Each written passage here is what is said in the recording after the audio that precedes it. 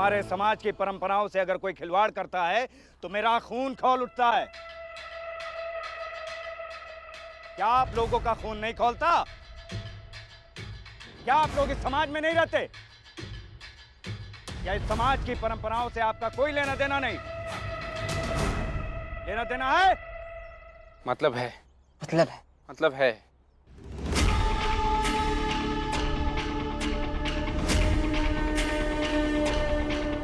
अगर मतलब है तो ये लीजिए और आपस में बांट लीजिए।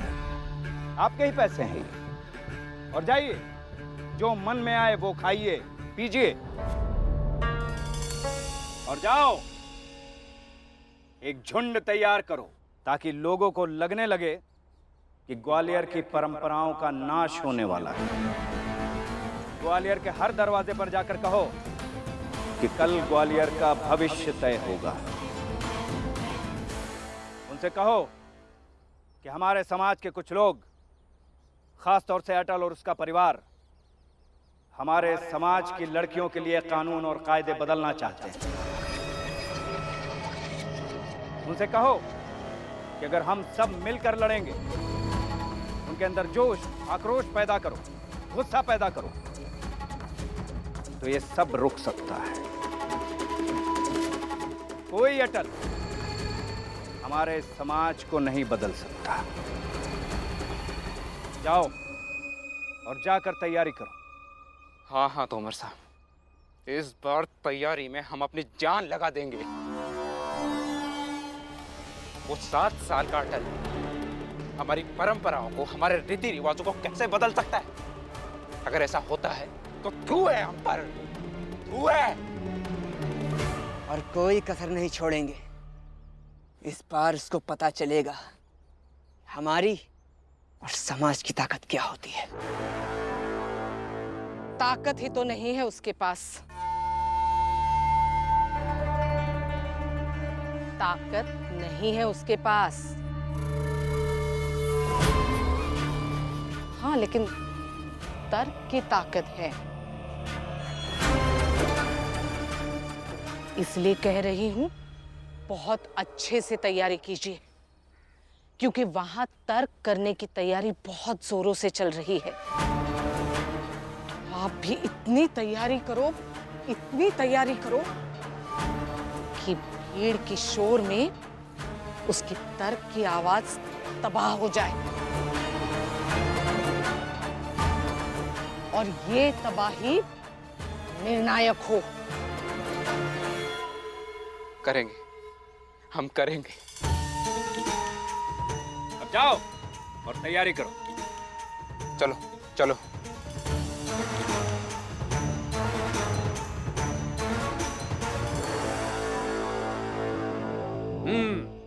निर्णय करो कल के दिन को। तैयारी ऐसी करो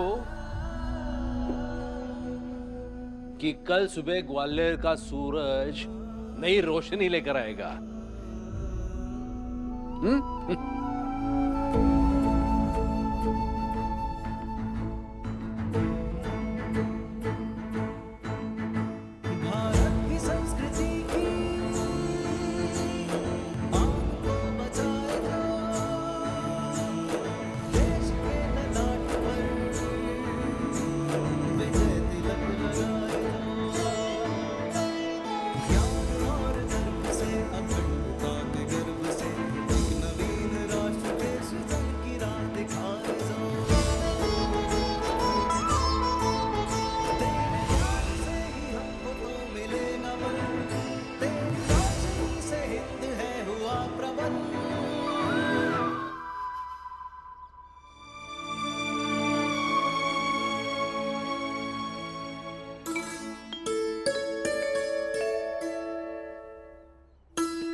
नाश्ता।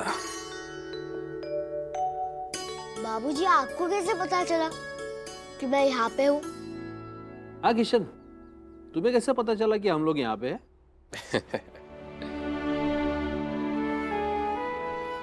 योद्धा हो तुम। एक योद्धा के पिता को पता होता है कि उसका बेटा कहाँ गया होगा।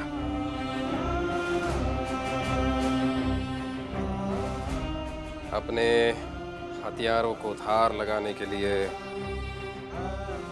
नए नए हथियार खोजने के लिए वो कहाँ गया होगा?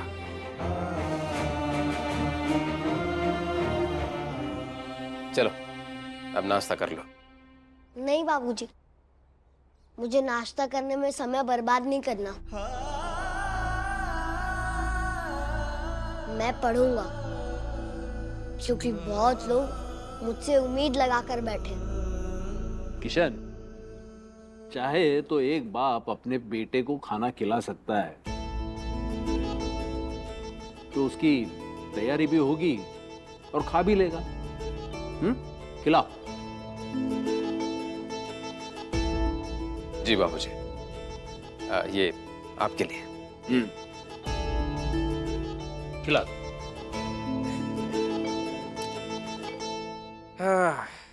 अटल बेटा, युद्ध की तैयारी करने के लिए ताकत भी तो चाहिए।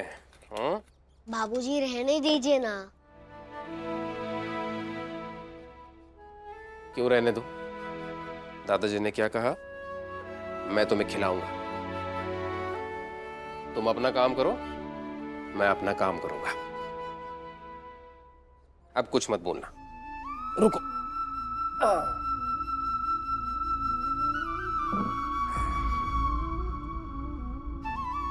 देखते हैं क्या भेजा है। हाँ, चलो तुम पढ़ो पढ़ो।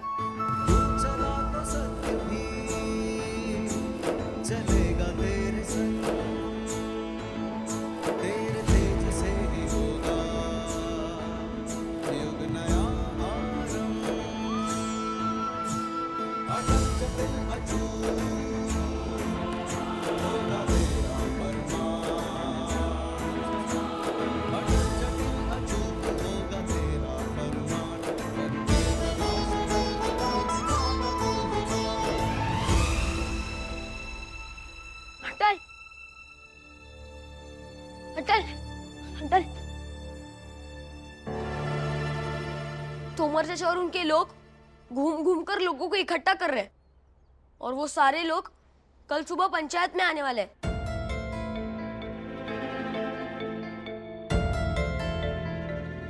वो सारे लोग बहुत ताकतवर और प्रभावशाली है, और तुम उनसे कैसे जीत पाओगे? केशव, एक बेटा, उसके बाबूजी, उसके बाबूजी के बाबूजी, 3 पीढ़ी अगर तैयारी करेंगे तो हम आसानी से नहीं हारेंगे।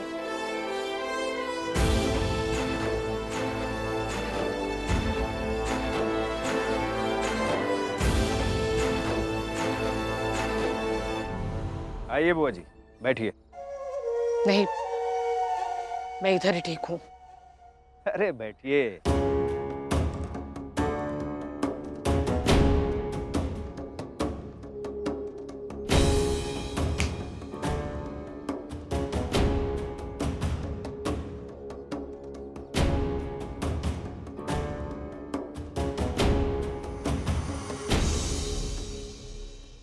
जी बुआ जी, बताइए। देखिए, इतनी आसानी से तो कल अटल हारेगा नहीं, लेकिन आप याद रखिए कि कल किसी भी हालत में उसे हराना है। कल लगेगी अटल के जीवन की सबसे बड़ी अटकल।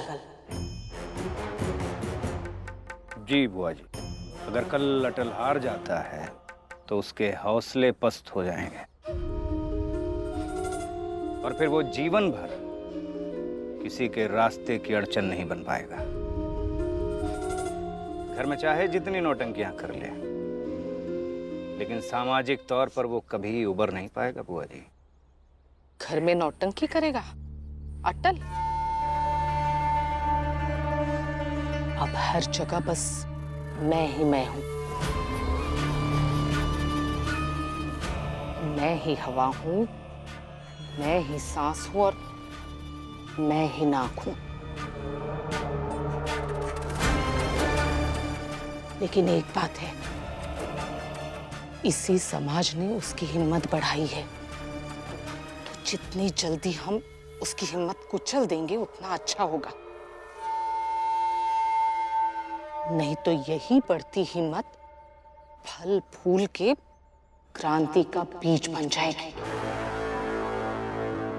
सीधी सी बात है, जैसे जौ पर नमक डाल के उसका सर्वनाश किया जाता है, ठीक उसी तरह अटल के मनोबल पर सामाजिक दबाव का जहर डालकर उसका सर्वनाश करना है।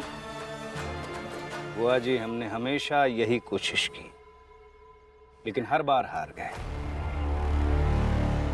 हर बार कोई ना कोई गड़बड़ हो गई। हाँ, हर बार कोई ना कोई गड़बड़ हो गई, क्योंकि हर बार आप अटल को कम आंकते हो। याद रखिए, जितना अपनी गलतियों पर ध्यान देंगे, विजयी रहेंगे।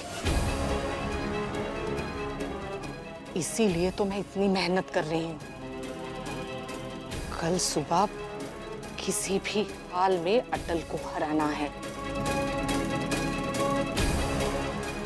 सबसे माफी मांगने के लिए उसे मजबूर करना है। कल उसको पंचायत में इतना बेइज्जत करना है, इतना बेइज्जत करना है कि ये सब मान सम्मान उसे कल्पना लगने लगे। सही कहा आपने बुआ जी, बिल्कुल ऐसा ही कुछ कर दीजिए, ताकि सिर्फ अटल को ही नहीं, उसके पूरे खानदान को मान सम्मान कल्पना लगने लगे। और सिर्फ अटल नहीं, उसके पूरे खानदान से माफी मंगवाइए। उसके खानदान में तो मैं भी आती हूँ, मुझसे भी माफी मंगवाएंगे क्या? कैसी बात करती हैं बुआ जी, आप उसके खानदान से कहाँ आती हैं? आपको तो हमने बुलाया है। आपको बता दूं, अवध को सलाह हमने ही दी थी कि तुरुप को बुला ले। आप कभी अटल की तरफ थी ही नहीं, तो आप कैसे माफी मांगेंगी? आप तो माफी मंगवाएंगी, ताकि सबको सबक मिल सके कि अटल की तरह समाज से बगावत करने का हश्र सिर्फ अपमान और तिरस्कार ही है, और उसके बाद जीवन भर सिर्फ दुख ही दुख। हाँ, कल सुबह का सूरज अटल के लिए रोशनी नहीं, जलन लेके आएगा। उसको अपना जीवन अंगारों पर चलने जैसा लगेगा। तुम अब बस देखते रहना, मैं क्या क्या करती हूँ और कैसे कैसे करती हूँ उसका मान खंडन।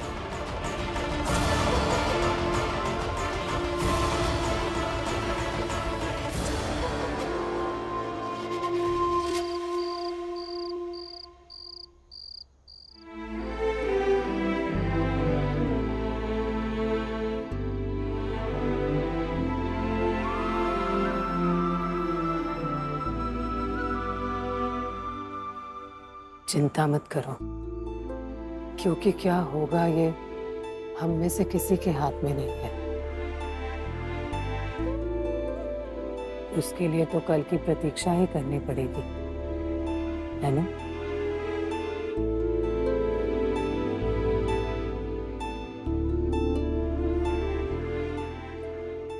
बस इस रात को याद रखना, इस रात की चमक को याद रखना।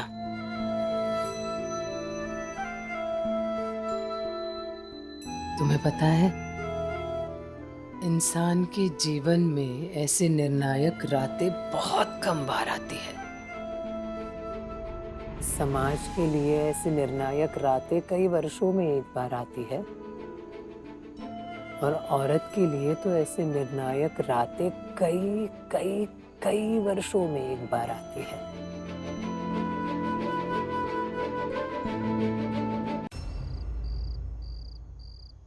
तो कई कई कई वर्षों में एक बार आई हुई ये निर्णायक रात है।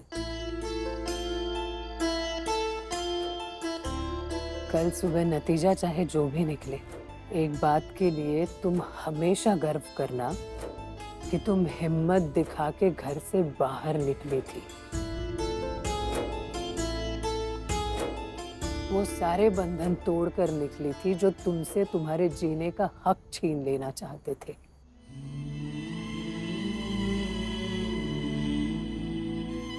समझ रही हो ना मेरी बात?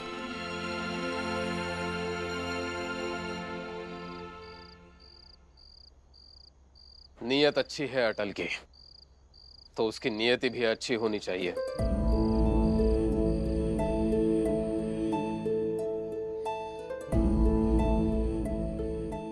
वहां पुस्तकालय में बैठा है, मेहनत कर रहा है।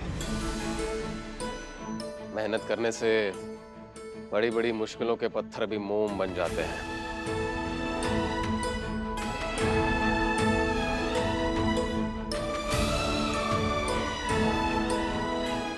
बहुत तैयारी कर रहा है कल के लिए।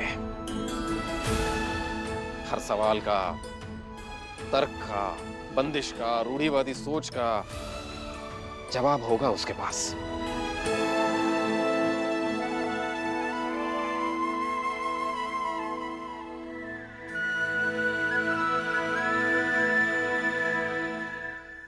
अच्छा, तो ये है असली सवाल का असली जवाब। अटल पुस्तकालय में था।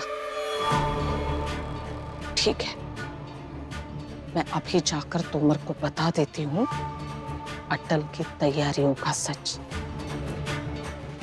अगर समय पर जाकर सूचना दे दे तो क्या पता तोमर रात में ही कुछ ऐसा तोड़ निकाल ले कि कल सुबह अटल पंचायत में पहुंच ही ना पाए और जीत जाए हम लोग और हार जाए अटल।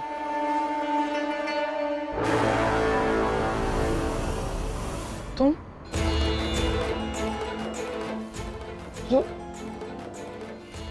तुम यहाँ?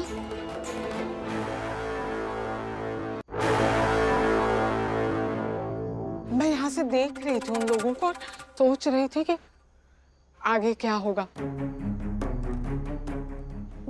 देखो ना, बेचारी लड़कियां, कहीं उनकी उम्मीद ना टूट जाए, है ना? कोई नहीं, मैं जरा थोड़ा घूम कर आती हूँ। हाँ, मेरा सर बहुत दर्द कर रहा है और चक्कर भी खा रहा है, इसलिए। अरे बुआ जी, साफ साफ बताइए ना, और सच बताइए। या तो सर दर्द कर सकता है या फिर चक्कर खा सकता है, दोनों एक साथ नहीं हो सकता। हाँ हाँ, मतलब नहीं, चक्कर नहीं खा रहा, चक्कर नहीं खा रहा। हाँ, लेकिन बहुत दर्द कर रहा है। अच्छा अच्छा, ठीक है फिर चलिए दबा देती हूँ। हाँ?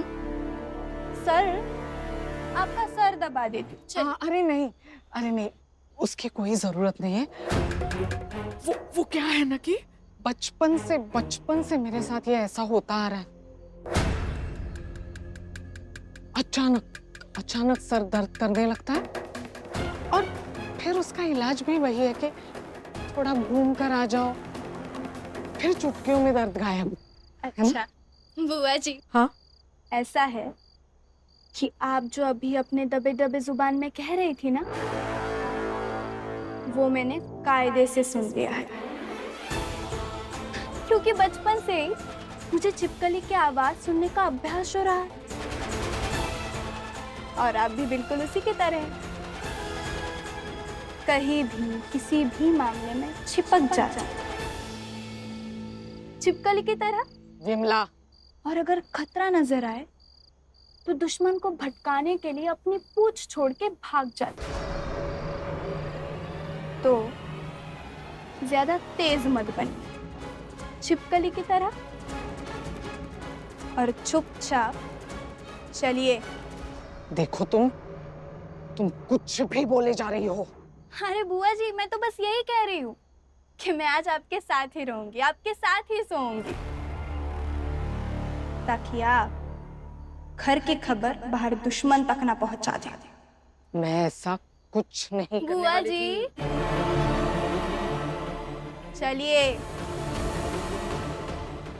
चलो। तुम सोचो, समझो, विचार करो, बातें करो, गर्व करो, नाज करो। नाज करो कि शिक्षा के लिए, पढ़ाई के लिए तुमने व्रत लिया था।